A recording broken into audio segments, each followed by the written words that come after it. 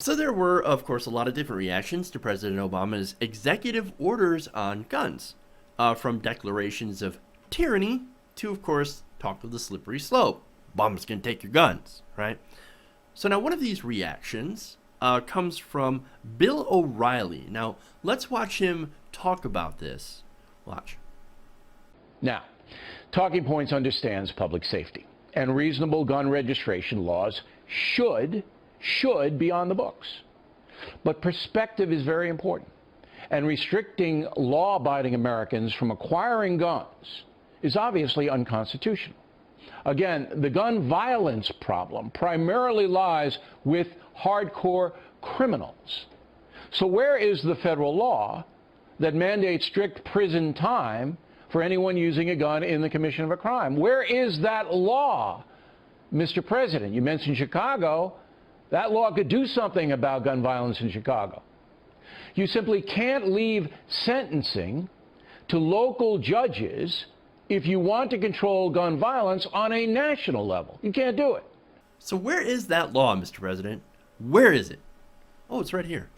Federal law requires lengthy 5, 7, and 10 to 30-year mandatory minimum sentences for possessing, brandishing, or discharging a gun in the course of a drug trafficking crime or a crime of violence. And that's according to USC 18-924C.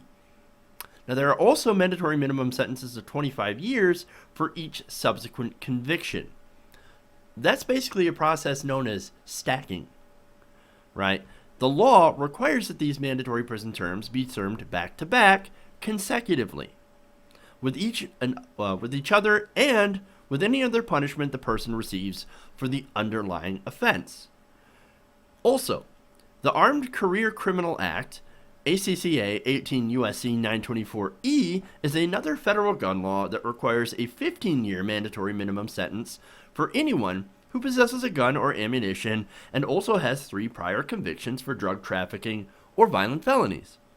The mandatory minimum applies even if the prior convictions are very old, nonviolent, minor, resulted from a drug addiction, or resulted in no prison time.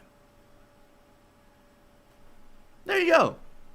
Bill O'Reilly, it seems like President Obama, or at least federal law, is ahead of you and actually somewhat more harsh than what you would actually have been calling for.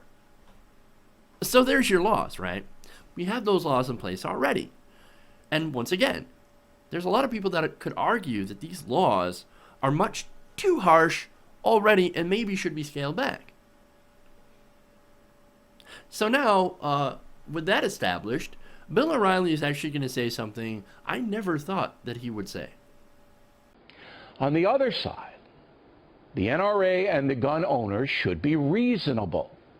The FBI should background check anyone buying a firearm in America. That just makes sense.